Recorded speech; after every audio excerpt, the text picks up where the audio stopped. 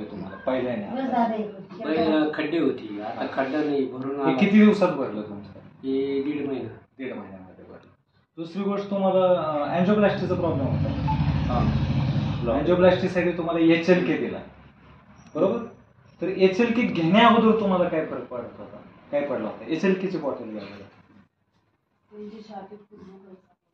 छाती दुखत होतं. आता हे HLK तुम्हाला दिला आपण, कारण तुम्हाला काय झालं, ब्लॉकेजचे प्रॉब्लेम झाले होते, बरोबर? तुमचं ऑपरेशन झाले का त्याचं? नाही, पण ब्लॉकेज आहेत तुम्हाला.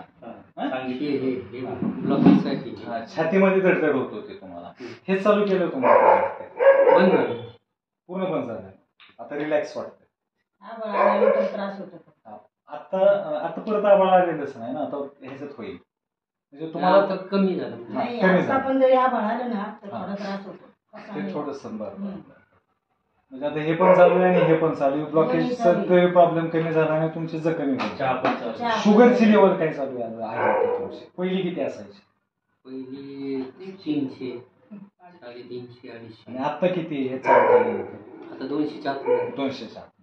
आता जोपर्यंत जखम बरी होत नाही ना, तोपर्यंत तुमची ह्याच लेवलला राहील. जखम भरली एकदा की मग ते लेवल कमी होते. कारण आता जे औषध घेताय तुम्ही ते पूर्ण जखम्याकडे चाललंय. जखम एकदा पूर्ण भरली की तुमची शुगर लेवल सुद्धा कमी होते. इन्सुलिन वगैरे नाही, इन्सुलिन बंद झालं तुमचं? इन्सुलिन नव्हतं, त्यामुळे गोळ्या पण तुमच्या कमी होत्या. दवाखान्यात होते इन्सुलिन. दवाखान्यात देतात. पण आता गोळ्या किती टाइम चालू तुम्हाला? एकच टाइम चालू. ती पण गोळी बंद होऊन जाईल थोड्या दिवसात. ठीक आहे. हा बघितलं कशा पद्धतीने रिझल्ट आलाय.